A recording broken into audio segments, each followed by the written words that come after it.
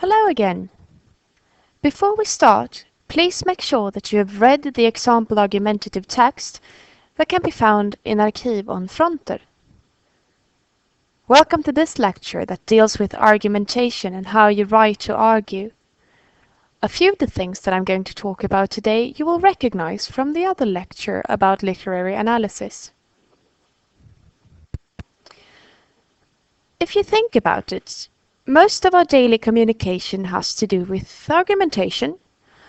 That doesn't mean that we constantly go around arguing with people.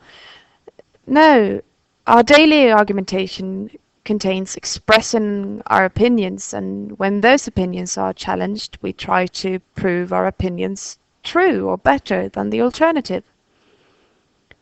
What do you say you want for dinner? Pasta? No, let's make a nice piece of salmon and quinoa salad. It's much healthier. Or, let's park the car here on the square. Do you know that it's cheaper to park over there on the street? It's also closer to the shops.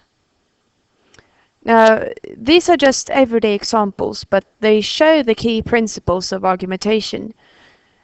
Expressing your opinion, proving your opinion true by providing arguments, and, of course, persuading others to think in the way you do or take a particular action. Now, when you use argumentation in your everyday life in interaction with your family or friends, you probably don't think too much about the language that you use. However, in written argumentations, you should. A written argumentation is a formal piece of text. You want to sound trustworthy so that people feel comfortable taking your side in a certain issue. Therefore, you need to use a formal language.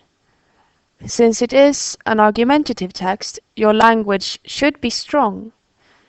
That doesn't mean disrespectful or that you should write your text in capital letters. No, it means that your text should be clear and that what you mean cannot be misinterpreted. Another way of not being misinterpreted is to use an expressive and informative language. Use examples to make sure you tell the reader what these examples mean and why you have used them. Finally, using linking words and topic sentences is a good way of making your text very easy to read and easy to follow. If you've paid attention, you've heard quite a lot of linking words in this presentation. However, therefore, another way, finally, the linking words are logical organizers that help the transition between two sentences. Topic sentences do the same thing, but are whole sentences and function as a transition between two different paragraphs, referring to the former paragraph and pointing forward to what you will write about in this paragraph. The linking words are marked in green in the examples in this presentation. Let's move on to your assignment. The first step you need to take is, of course, to read the assignment carefully. What are you asked to do? How much space do you have to do the assignment? Then think back on the text that you have read and discussed in Blueprint B. Was there any text that stood out, that was interesting, spoke to you or affected you in particular? What was the theme of that text?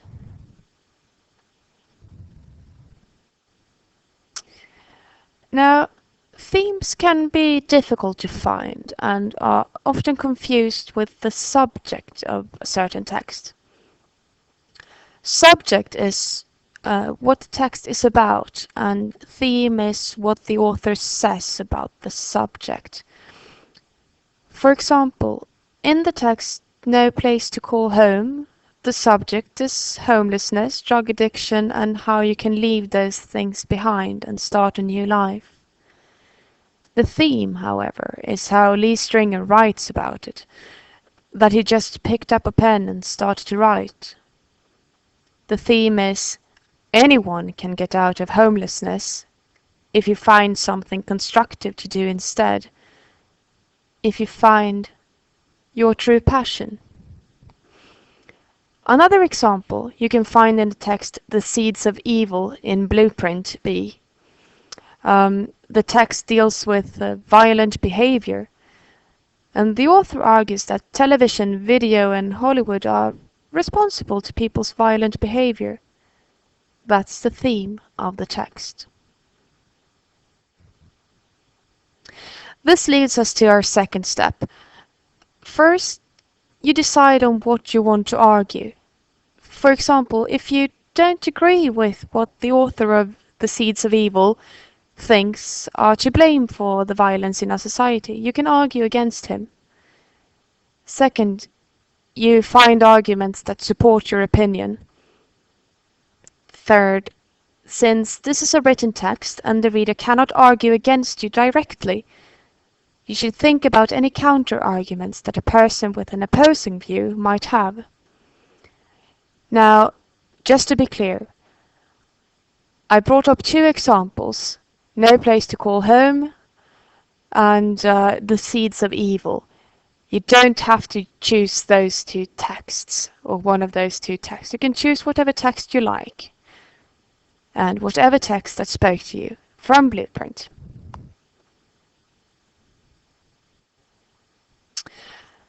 Finding arguments can be difficult sometimes.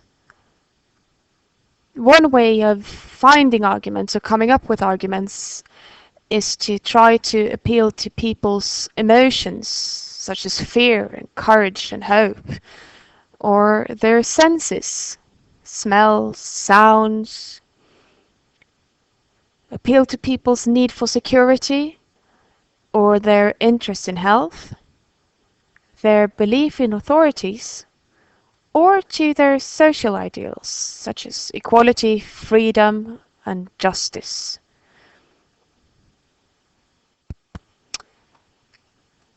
When you have found what you're going to argue for or against, and you have found good arguments in support of your opinion, it's time to start organizing your text and think about the disposition. I think you recognize this picture from the presentation of literary analysis. The introduction makes up for 25% of the text. The body, divided into 3 or perhaps 4 paragraphs, makes up for 50% of the text, and the conclusion makes up for the remaining 25% of your text.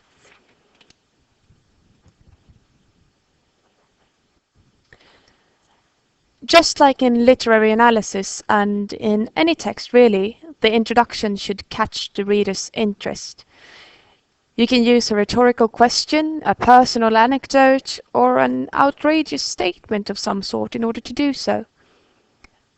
The introduction should also provide your readers with necessary background information. Who or what is the problem? Where is the problem? When does this problem start? Has it always been a problem? Why is it a problem? The introduction should end with your thesis statement. This is your opinion, formulated in 1 or 2 sentences. This will tell the reader about the focus of your essay. Let's look at an example. Here you can see that the author provides necessary information to the reader. He or she explains very briefly the context in which the problem is situated, how long the capital punishment has existed, where it exists, etc. The author then ends the introduction by stating the thesis statement. It is abominable that states can kill their own citizens, and therefore I am strongly opposed to capital punishment.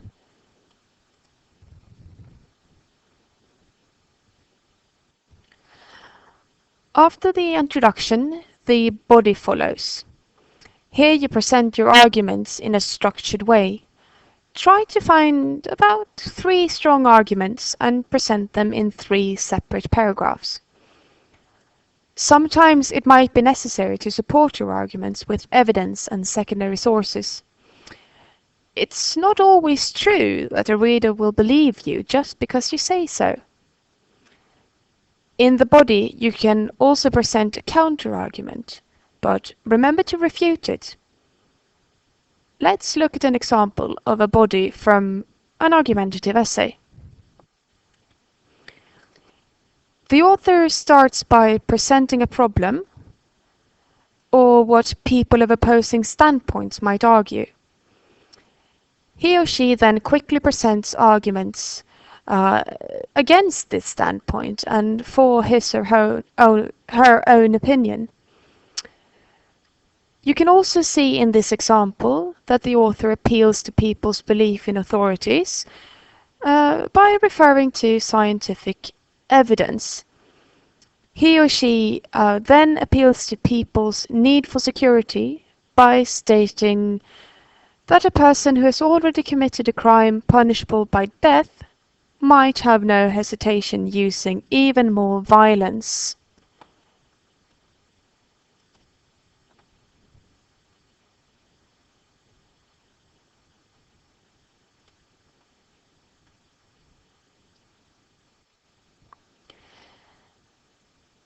In the second paragraph of the body, the author presents his or her second argument, that people might be wrongly accused and wrongly sentenced.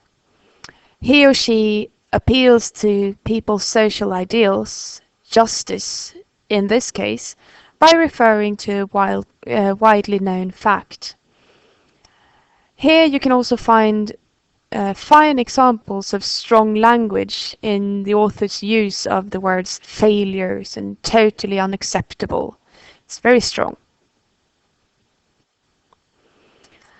The third paragraph contains a counter-argument, that is, an argument that opposes the author's opinion or point of view. He or she brings up the fact that recent advances in forensic medicine have led to a significant reduction in the number of false convictions.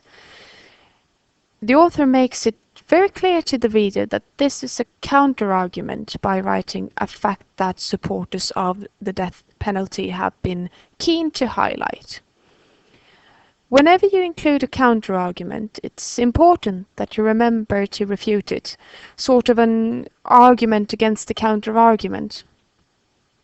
The author of this text does that by referring to the risks of relying too much on DNA profiling.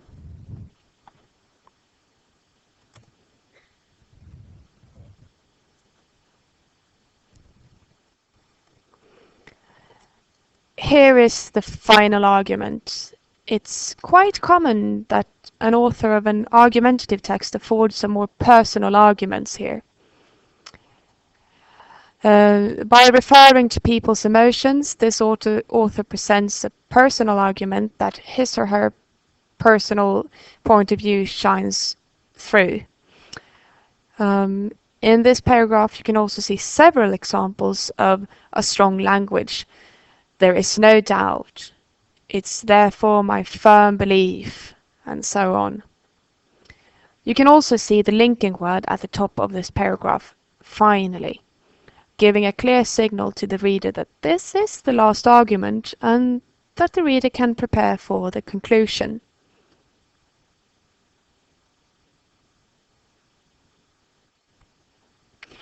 The conclusion rounds off your essay, as usual. You should repeat your thesis statement and briefly account for your most powerful arguments. You can also offer a personal reflection that grows out of your argument. It's also in the conclusion that you can call for action if you've written that type of argumentative text. Let's look at an example of a conclusion. Here you can see that the author clearly signals, with the linking words, that the conclusion starts. In conclusion.